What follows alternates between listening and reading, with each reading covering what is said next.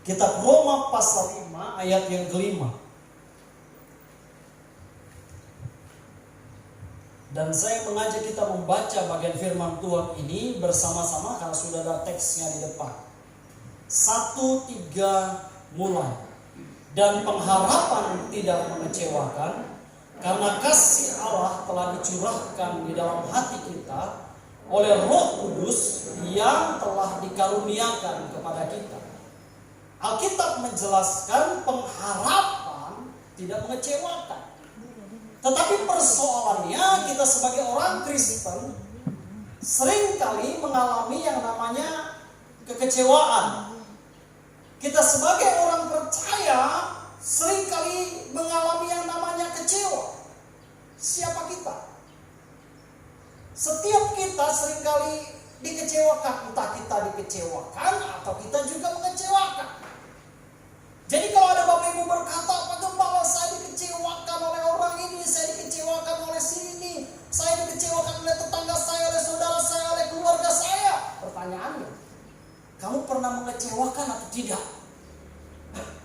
Kamu pernah mengecewakan orang lain atau tidak? Kalau pernah mengecewakan dan pernah juga dikecewakan, jawabannya adalah satu sama kedudukannya. Itu artinya bahwa setiap kita seringkali mengalami hal yang sama.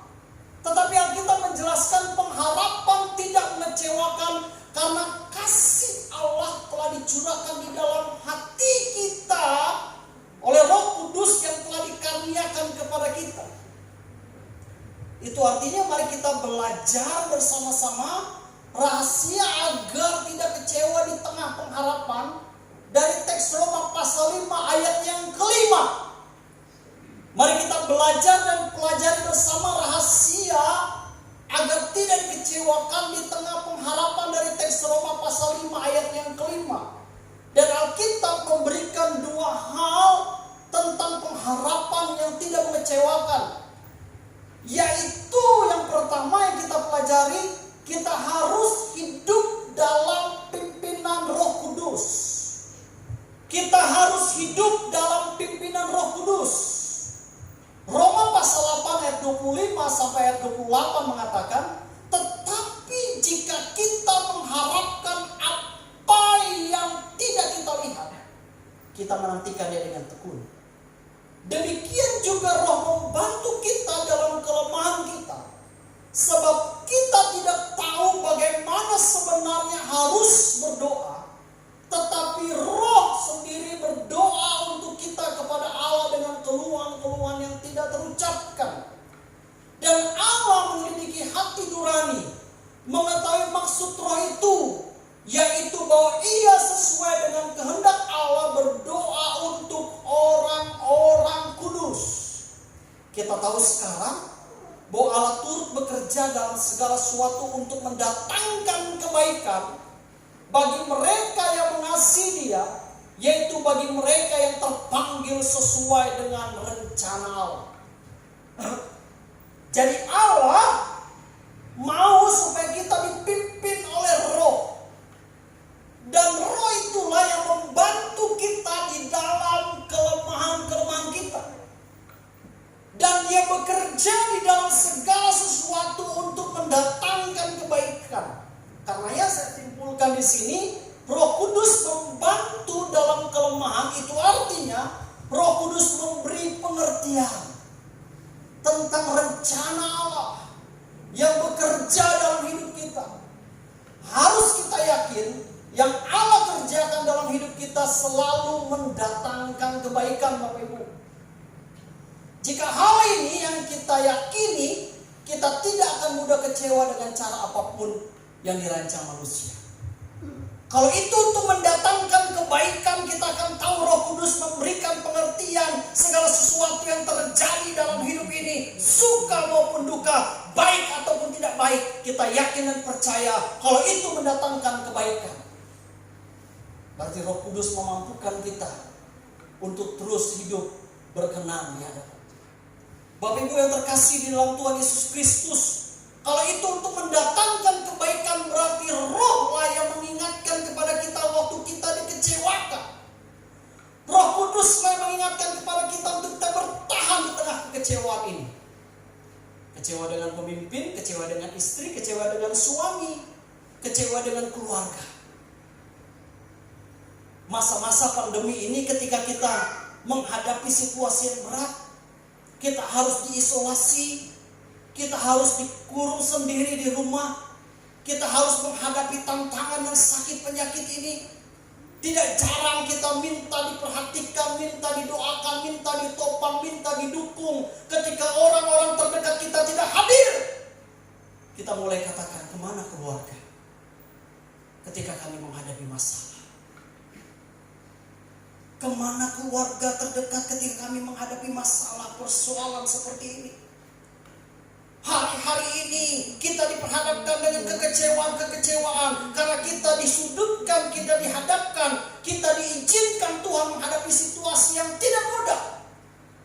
Tetapi percayalah, kalau Roh Kudus dan kita dipimpin dengan kuasa Roh Kudus, maka kuasa Roh Kudus itulah yang memampukan kita untuk mengerti bahwa Allah turut bekerja dalam segala sesuatu untuk mendatangkan kebaikan. Kapan kita tahu itu untuk mendatangkan kebaikan? Ketika kita berhasil melewati yang namanya ujian itu, yang namanya persoalan itu. Jadi kita sedang membatasi diri kita, pikiran kita, untuk tidak kecewa terhadap keadaan yang ada.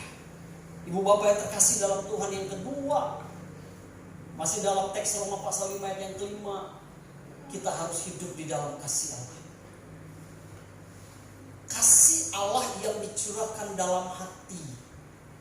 Alkitab katakan kasih Allah dicurahkan di dalam hati. Dalam Roma pasal 5 ayat yang kelima dikatakan, dan pengharapan tidak mengecewakan karena kasih Allah telah dicurahkan di dalam hati kita. Kasih Allah tidak dicurahkan di dalam pikiran kita, tetapi kasih Allah dicurahkan di dalam hati kita. Itu berarti kasih Allah menjaga hati kita supaya kita tidak mudah kecewa. Amsal pasal 4 ayat 23-25 mengatakan, jagalah hatimu dengan segala kewaspadaan, karena dari situlah terpancar kehidupan. Jagalah hatimu dengan segala kewaspadaan, karena dari situlah terpancar kehidupan. Buanglah mulut serong daripadamu, dan jauhkanlah bibir yang dolak-dalik daripadamu. Biarlah matamu memandang terus ke depan, dan tatapan matamu tetap ke muka.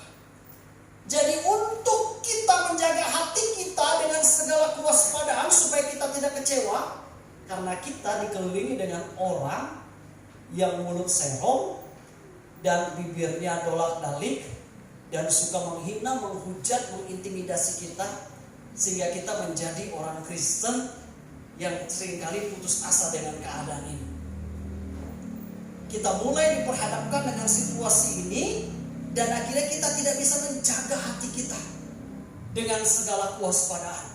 Kenapa? Agar kita dapat menjaga hati kita dengan segala kewaspadaan, Alkitab katakan, biarlah matamu memandang terus ke depan. Biarlah matamu memandang terus ke depan, dan tatapan matamu tetap ke muka. Berarti kita tidak sedang memperdulikan berbagai macam halangan, rintangan, tantangan yang ada, yang coba menghentikan langkah kita untuk maju selangkah demi selangkah, tetap maju ke depan. Kita tidak memperdulikan itu. Karena apa? Kita sedang mengurung dan menjaga hati kita dengan segala kewaspadaan. Mau orang ngomongin yang jelek tentang hidup kita, tentang pekerjaan kita, mau mereka menyikut kita dan menyingkirkan kita, kita tidak akan peduli karena pandangan kita tetap ke depan. Dan kita yakin Tuhan yang bersama dengan kita lebih besar dari segalanya. Kalau kita mengerti poin ini dengan baik dan benar, maka kita akan mengatakan bahwa Tuhan, aku ingin menjaga hatiku dengan segala kewaspadaan. Walaupun di sekitarku dikelilingi orang-orang yang menghina, mengintimidasi dan menekan aku, tapi pandangan kita terus ke depan, Bapak Ibu. Kenapa kita hidup dalam kekecewaan? Karena kita terus larut dengan pembicaraan dari kiri dan kanan yang melemahkan kita. sehingga kita tidak dapat memandang ke depan. Ini poin penekanan yang saya mau kasih tahu buat kita. Kenapa kita tidak mau dan kita terus hidup dalam kekecewaan? Karena kita terus larut dengan pembicaraan dari kiri dan kanan yang melemahkan kita, sehingga kita tidak dapat memandang ke depan. Kita terus larut, kita terbawa dengan pembicaraan orang-orang di sekitar kita. Saya gambarkan dalam ilustrasi Raja Wali versus gagak. Salah satu binatang burung yang sering kali hinggap ketika Raja Wali terbang rendah, yaitu gagak. Waktu gagak hinggap di pundak Raja Wali, maka gagak itu akan mematuk Raja Wali dan leher Raja Wali itu, supaya Raja Wali terganggu dengan keberadaan gagak yang ada di pundak. Dan bukan hanya gagak itu mematuk leher Raja Wali itu, bulu-bulu di leher Raja Wali, tapi gagak itu terus ribut mengganggu Raja Wali yang sedang terbang. Tapi apa yang dibuat Raja Wali tidak terganggu dengan gagak itu. Dia tetap bentangkan sayapnya, dia tetap terbang tinggi. Sampai pada ketinggian tertentu, gagak sudah tidak mampu lagi mengimbangi ketinggian terbang burung Raja Wali. Dan pada ketinggian tertentu, gagak akan kehabisan nafas dan jatuh. Di sekitar kita, seringkali kita dihambat dengan gagak-gagak yang coba mematuk, yang coba ngomong yang jelek tentang kehidupan kita, yang coba memfitnah, menghasut, melakukan yang jahat tentang kehidupan kita. Kita diserang dari kanan dan kiri, depan dan belakang. Tapi mari kita bentangkan sayap kita untuk kita tetap terbang, naik tinggi. Dan pada masa dan waktunya, gagak itu akan kehabisan nafas. Dia tidak mau bicara lagi, dia kehabisan cara dan metode lagi, dan akhirnya dia lemah sendiri. Kau ada di perusahaan dan sedang bekerja, ada banyak gagak di sekitarmu yang coba mematuk karirmu, menghina engkau, memfitnah engkau. Karena levelmu Raja Wali, engkau naik saja, gagak itu akan lemah sendiri dan capek sendiri, Bapak Ibu. Maka dari itu, sebagai orang katakan, Pak Gembala, bagaimana PPA ini? Saya tidak terlalu khawatir karena PPA ini milik Tuhan. Kita sedang mempersiapkan Raja Wali mulai dari sejak dini untuk dia naik menjadi anak-anak yang berguna dan berhasil. Tapi tahukah kita, ada gagak-gagak yang suka matuk-matuk PPA itu. Biarkan gagak itu patuk PPA terus, dia makin lama makin lemah. Bapak Ibu ngurus baik-baik saja, terbang tinggi-tinggi, karena Tuhan membawa PPA itu terbang dan generasi ini ada di atas.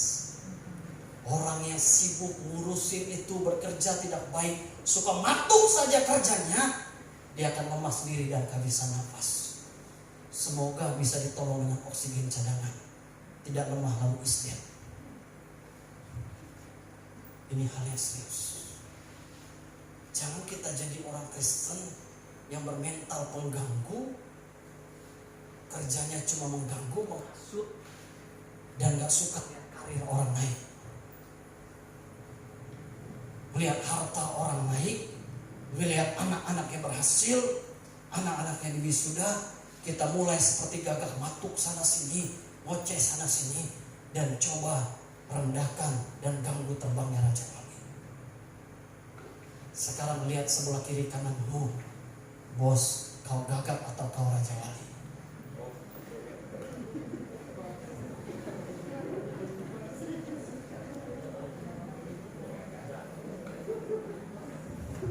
Apakah hanya bisa mengganggu terbangnya Raja Wali itu?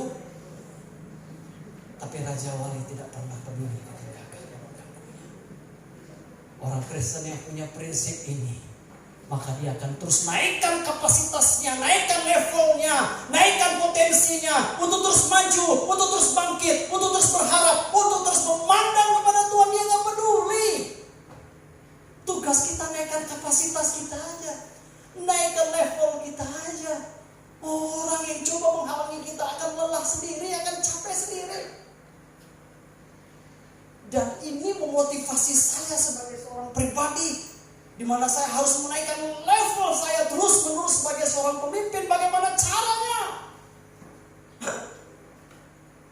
Bukan sedikit orang yang ingin menjatuhkan pemimpin, yang coba menghalangi kinerja seorang pemimpin. Tapi ketika saya merenungkan prinsip ini, dan saya merenungkan Mazmur 103 ayat yang ketiga sampai 5 bilang, Dia yang mengampuni segala kesalahanmu, Dia menyembuhkan segala penyakitmu, Dia menebus hidupmu dari lubang kubur, Dia memahkotai engkau dengan kasih setia dan rahmat, Dia memuaskan hasratmu dengan kebaikan, sehingga masa mudamu menjadi baru seperti pada burung Raja Wali. Pak Gembala, apa maksud Alkitab masa muda menjadi baru pada burung Raja Wali? Saya ini sudah 60 tahun, Pak. Udah lewat setengah abad, Pak. Kalau sudah bangun lutut kadangkala sudah lemah, gak mampu untuk digerakkan lagi. Saya sudah lewat setengah abad, kadangkala juga masih noreh. Gimana masa muda seperti pada burung Raja Wali? Enggaklah Alkitab ini diganti masa tua seperti pada burung Raja Wali? Supaya saya udah lewat setengah abad ini rasanya muda terus dan muda terus. Ayat ini dimaksudkan apa? Umurmu boleh bertambah, tetapi semangatmu akan Tuhan itu seperti semangat muda, seperti pada burung Raja Wali, semakin naik dan semakin cinta Tuhan.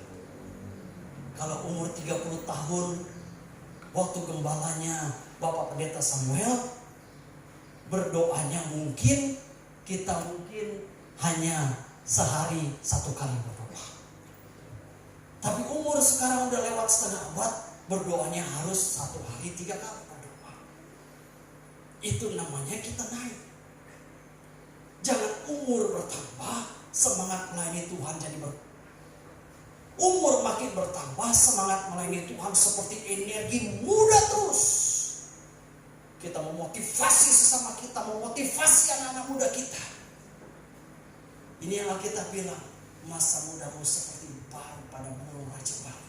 Kita punya energi baru, semangat terus menerus dalam mengiring akan Tuhan. Jadi walaupun kita dikecewakan, kita akan terus naik dan naik. Kita harus terbang dan terbang. Orang boleh memikirkan kita dan coba ingin melemahkan kita dan memfitnah kita. Tapi orang yang tahu prinsip ini, dia gak peduli. Mau dipatuk, mau dilemahkan, mau difitnah, dia hanya naikkan levelnya. Kerja baik, kerja jujur, hidup takut akan Tuhan, Tuhan akan bawa dia naik. Ucapkan syukur sama Tuhan dan katakan, terima kasih Bu Firman hari ini. Saya mengajak kita berdiri, kita menaikkan pujian.